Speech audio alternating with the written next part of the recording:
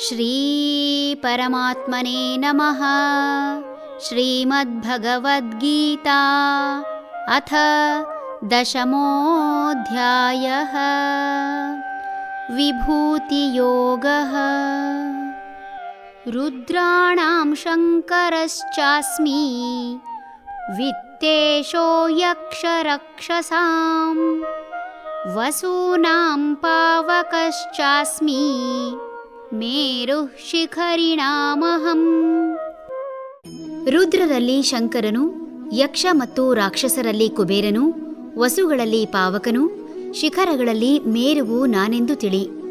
ಈಶ್ವರನ ವಿವಿಧ ಗುಣಗಳನ್ನು ಪ್ರತಿನಿಧಿಸುವ 11 ರೂಪಗಳೇ ಏಕಾದಶ ರುದ್ರರು. ಮಹಾದೇವನಾಗಿ ಎಲ್ಲರಿಗೂ ಒಡೆಯನಾದರೆ, ಶಿವ ಎಂಬ ಹೆಸರಿನಿಂದ ಮಂಗಳಕರವಾದ ಕಾರ್ಯಕ್ಕೆ ಪ್ರೇರಕನಾಗಿ ಶುಭವನ್ನುಂಟು ಮಾಡುವವ. ಮಹಾರುದ್ರ ಎಂಬ ಹೆಸರಿನಿಂದ ಭಯಂಕರ ರೂಪವನ್ನು ತಾಳಿದರೆ, ಶಂಕರ ಎಂಬ ಹೆಸರಿನಿಂದ ಸುಖವನ್ನು ಕೊಡುವವ. ನೀಲಲೋಹಿತನಾಗಿ ನೀಲಿ ಹಾಗೂ ಕೆಂಪು ಬಣ್ಣಗಳ ಮೂಲಕ ವಿಷದ ಪ್ರಭಾವದಿಂದ ರಕ್ಷಿಸುವವ.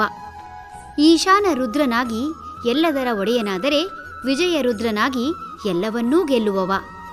ಭೀಮರುದ್ರನಾಗಿ ಭಯಂಕರ ರೂಪ ತಾಳಿದರೆ, ದೇವದೇವ ರುದ್ರನಾಗಿ ದೇವರಿಗೆ ದೇವನಾದವ.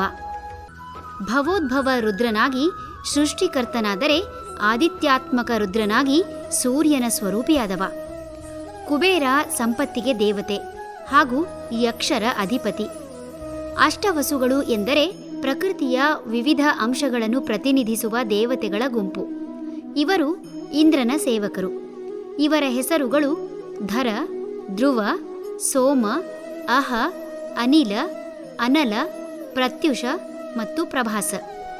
ಇವರು ಪ್ರಕೃತಿಯ ಮೂಲಭೂತ ಅಂಶಗಳಾದ ಭೂಮಿ, ಬೆಂಕಿ, ನೀರು, ಗಾಳಿ, ಆಕಾಶ, ಸೂರ್ಯ, ಚಂದ್ರ ಮತ್ತು ನಕ್ಷತ್ರಗಳನ್ನು ಪ್ರತಿನಿಧಿಸುತ್ತಾರೆ.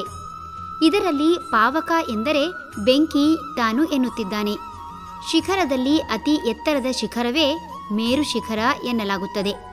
ಮೇರು ಶಿಖರವನ್ನು ಬ್ರಹ್ಮಾಂಡದ ಭೌತಿಕ, ತಾತ್ವಿಕ ಹಾಗೂ ಆಧ್ಯಾತ್ಮಿಕ ಕೇಂದ್ರವೆಂದು ನಂಬಲಾಗುತ್ತದೆ. ಹರಿ ಓಂ ತತ್ಸತ್.